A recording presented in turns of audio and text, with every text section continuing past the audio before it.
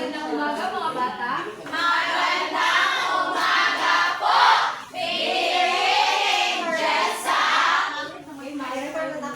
Para sa ating aktibidad ngayon ay hahatiin ko kayo sa tatlong grupo. Unang magbilang. Isa, dalawa, Isa, tatlo. Isa. dalawa, Tatlo. isa, dalawa si Apple, tatlo, isa, dalawa, Tatlo. isa, dalawa, Tatlo ang panghuli.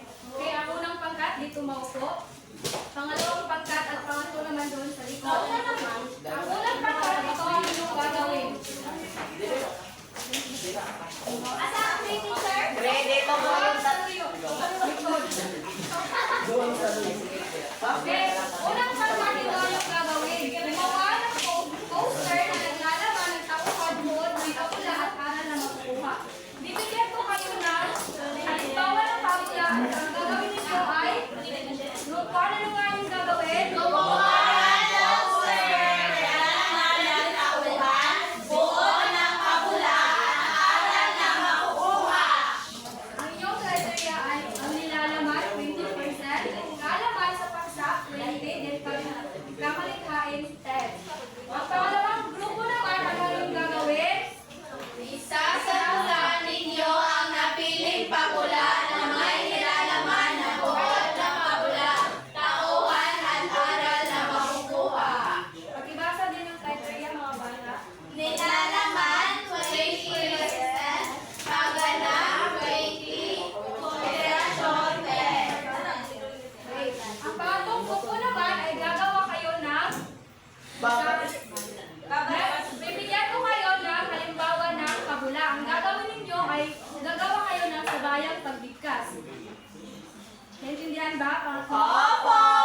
Okay, bibigyan ko kayo ng 2 minuto para mag-prepare.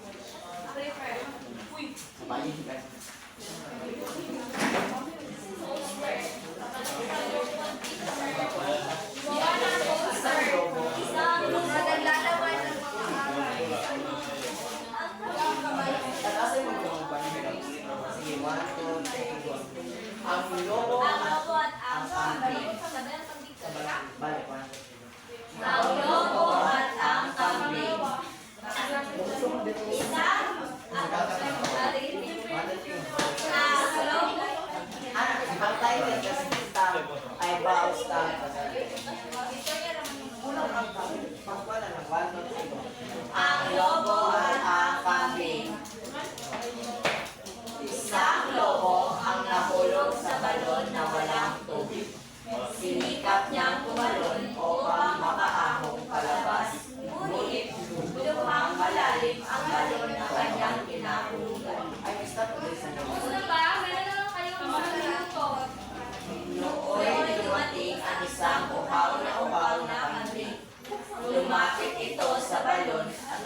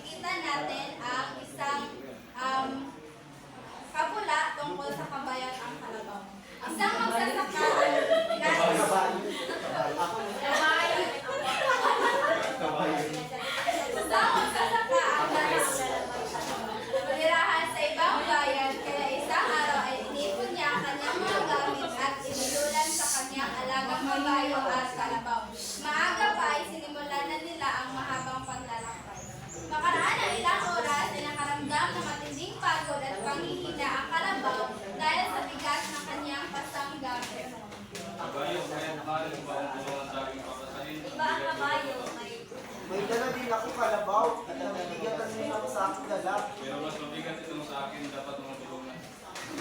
Ayoko, napapagod din ako. Bahala ka nga dyan. Makaraan pa ang isang oras at lalong tumindi ang init ng araw, hindi nagtagal ang kalabaw ay ipinupo ng bigat ng kanyang dala at siya'y pumanaw. Nang makita na magsasaka ang nangyari, kinuha niya ang lahat ng gamit na pasa ng kalabaw at inilipat sa mabayo na bahagyan ng bang makalakad dahil sa naging napakabigat ng kanyang mga dala.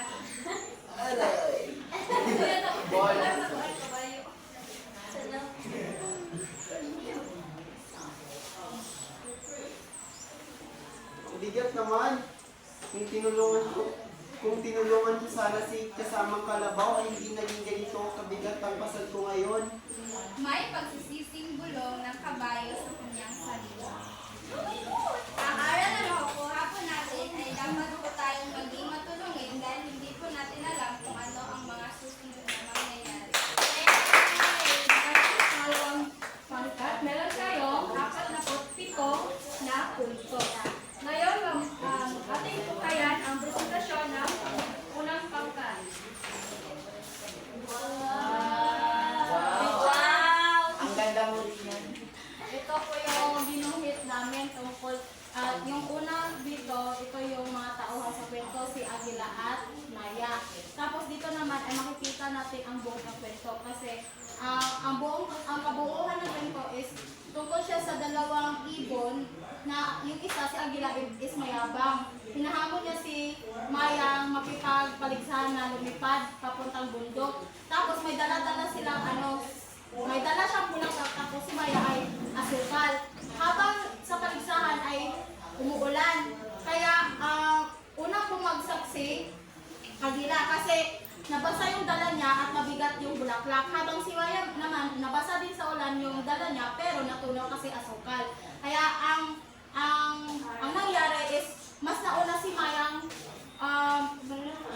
umabot sa bundok kasi natunaw yung dala niya at magaan na yung paglipad niya habang si Agila naman ay nahuli.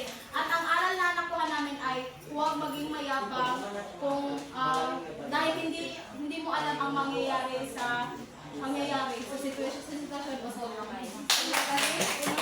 Meron kayong walo na puntos. Ngayon naman ay ating tukayan ang huling pangkat. Yan po kami.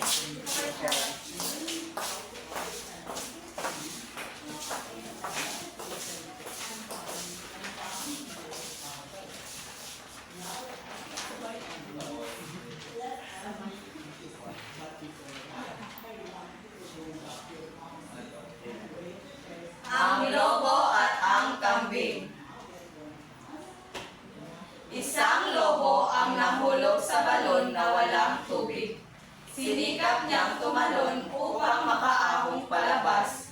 Ngunit lubhang malalim ang balon na kanyang kinahulugan. Nooy dumating ang isang uhaw na kambing. Lumapit ito sa balon at narinig ang tinig ng lobo. Marami bang tubig sa loob ng balon? Tanong nito sa lobo. Oo, napakarami. Ang pagsisinungaling na sagot naman ng lobo. Hindi na nagdalawang isip ang kambing. Agad itong tumalon sa balon. At nalaman niyang siya'y niloko lamang ng lobo. Ngayon pareho na tayong bilanggo ng balon na ito. Ang sabi ng lobo. Mamamatay tayo sa uhaw at gutom dito. Ang sabi ng kambing. Kung gusto mong makaalis dito, magtulungan tayo. Mayroon akong naisip na paraan kung paano natin gagawin iyon. Papaano? Noon, ipinatong ng lobo ang mga paa sa katawan ng kambing. Ako muna ang lalabas. At kapag nakalabas na ako, saka kita hahatakin palabas. Pangako nito. Sige, ang sabi naman ng kambing. Nakalabas nga ng balon ang lobo sa tulong ng kambing. Ngunit noong pagkakataon na ng kambing para tulungan, nito'y agad iyo tumawa ng malakas.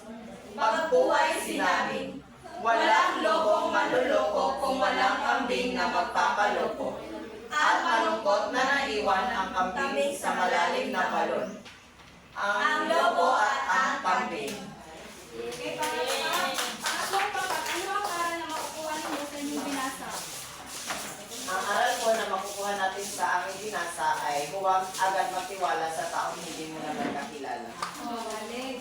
Ngayon, ay meron tayong babasahin na pabula. Ang pamagat nito ay ang aso at ang uwak.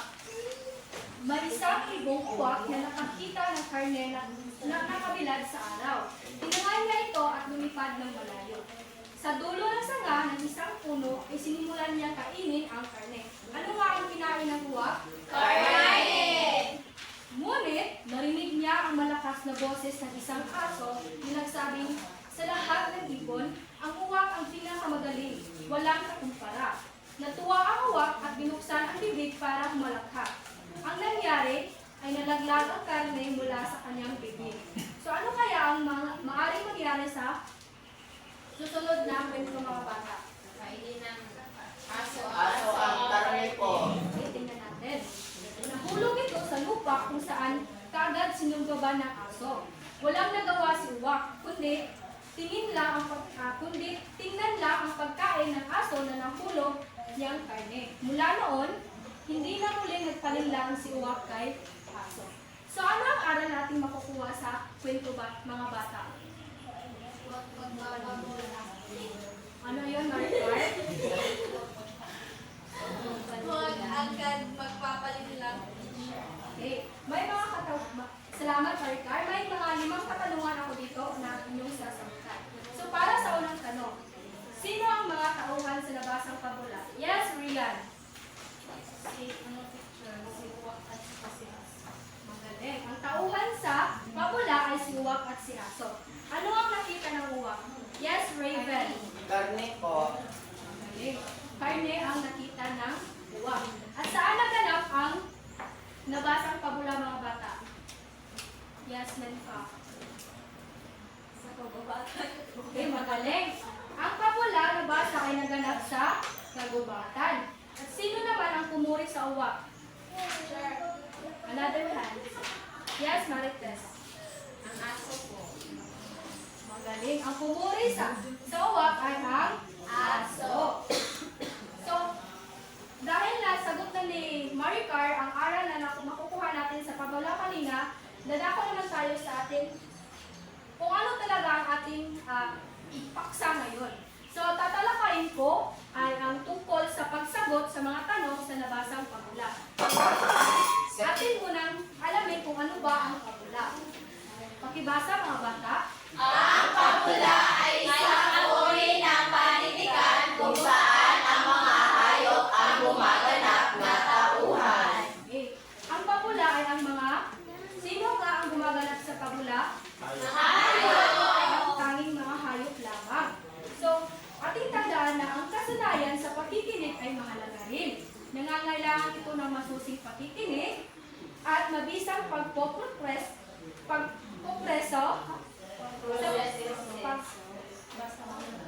pag-unawa upang masagot ang tanong na may tamang impormasyon at detalye. Meron tayong mga 6 na mga katanungan dito. Ang una ay, lagi natin tatandaan na ang sino na tanong ay sumasagot lamang sa ngalan ng tao. Tulad kanina na sa ating nabasa na ang sino or ang tanong na sino ang tauhan sa nabasang pabula ay sina Uwak at aso. Ang tanong naman na ano ay sumasagot sa Ngalan ng bagay at pangyayari. tama. Ang tanong na ano ay sumasagot lamang sa bagay at mga pangyayari na nasa pabula. Ang saan naman ay ginagamit kung ang tanong ay tumutukoy or kung saan ang pinangyarihan o lugar ng pabula or pangyayari. Habang sa kailan naman ay tumutukoy sa ano? Sa panahon. Ang bakit naman ay Humingi ng kapatilanan. ang bakit ay ginagamit kapag ay tayo ay humihingi ng mga kadahilanan sa pangyayari sa pagula. At ang panghuli naman ay ang paano na tanong.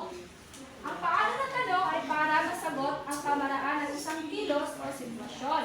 Ito ay dagdag na nagpapaliwanag sa isang proseso. So, dapat ninyong tandaan ang mga katanungan na yun upang masagot ninyo ang tamang sagot na kinakailangan sa tanong. Naintindihan ba mga bata? Okay. Para sa ating aktibidad ay magbabasa ulit tayo ng isang pabula. Pakibasa mga bata. Ang anak na langgam. Malapit-lapit na naman ang tag-ulan, kaya ang isang mag-anak na langgam ay abala-abala sa panghaakot ng pagkain para sa kanilang pinagtataguan. Huwag kayong lilihis ng landas patungo sa ating lugar, dahil sa may gawing kaliwa ay may munting kanal. Sabi ni Tatay Langgam, hindi ko kami lalayo, sabi ni unang munting langgam.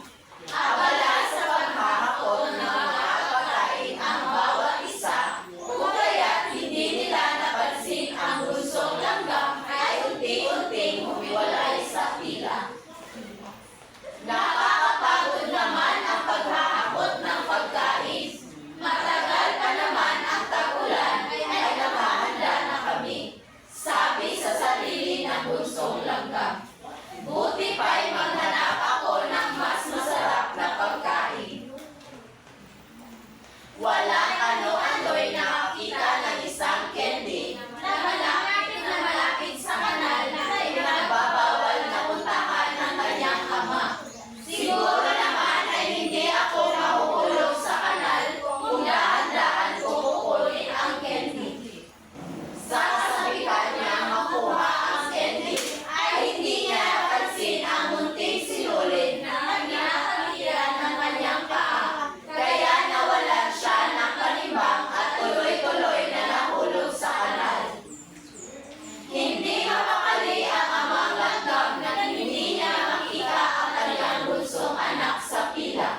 Kaya dali-dali siya umalis upang ito'y hanapin hanggang siya'y napadato sa pinababawal na pook. Pagtingin niya sa ibaba ay nakita niyang nakalutang sa tubig ang kanyang bunsong anak. Masakit man sa kalooban ay naibulong niya sa kanyang sarili na iyan ang napapala ng mga anak na matigas ang ulo. Naintindihan niyo ba ang mga binasa mga bata? Ngayon, para sa ating aktibidad ay kailangan ko ng 5 representante. Teacher, hindi ko nakikinig si May. Sino ang gustong sumagot? 5 representante lamang. Okay, Maricar, Graceland, Raven, and Brian. Sino pa ang isa? Yes, Caritas. Ang gagawin ninyo ay pipili kayo ng paborito ninyong kulay. At bawat kulay ay may katumbas na tanong. At sasagutan ninyo ito base sa inyong nabasang pabula. Sige, unang sasagot.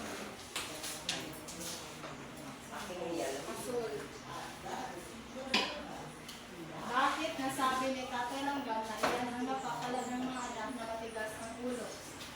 Kasi hindi nakikinig ang kanyang anak sa sinasabi niya na bawal pumunta doon sa may kanal kasi baka mahulog siya, at hindi niya pa rin sinunod ang kanyang tatay kaya siya nahulog at ayun, may nangyari sa kanyang masama, teacher. Okay, magaling. Para hindi tayo matulad sa bunsong anak na langgam, ay kailangan natin hindi dapat tayo sumuway sa ating mga magulang. Dapat natin silang intindihin para din sa ating kabutihan.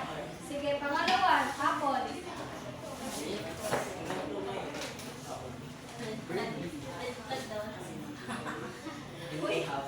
Hindi ako. Paano mo maiiwasan matulad sa bunsong langgam sa tunay na upang maiwasan natin ang matulad sa bunsong langgam sa totoong buhay, kailangan natin makinig sa ating mga magulang sapagkat sila ay mas maraming karanasan na kaysa sa atin. Nakikinig na kayo. Okay, magaling. Nakikinig pa kayo sa inyong mga magulang, mga bata? Wow, magaling naman. Ngayon ay si Marikay na. Ako na.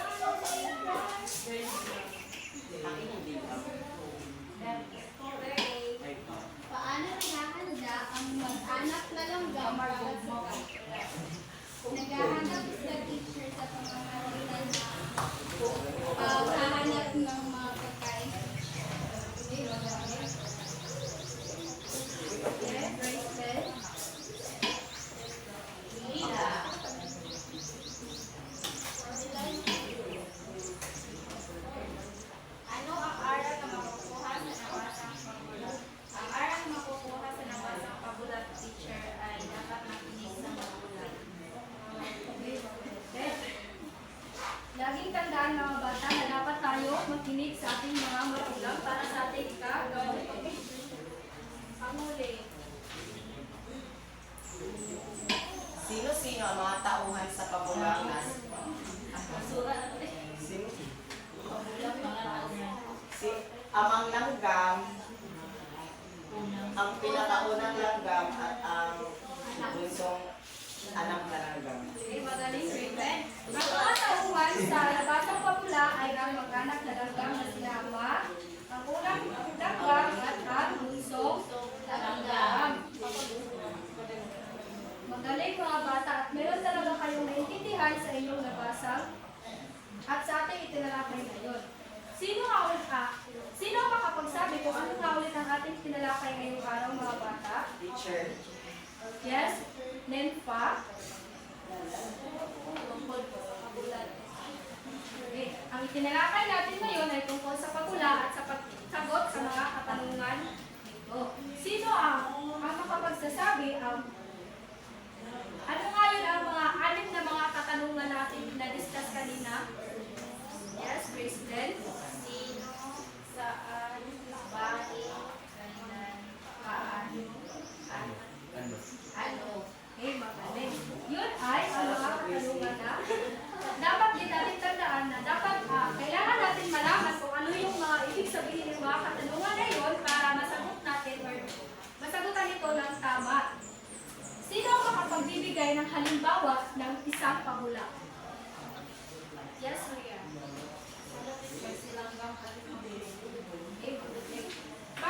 Bakit mo nasabi na yung silanggam at sipaklok ay isang uri ng pabula? Kasi po yung tauhan sa kwento ay mga hayop po ang bigla. Okay, magaling, Rian. Para sa iyong takdang aralin,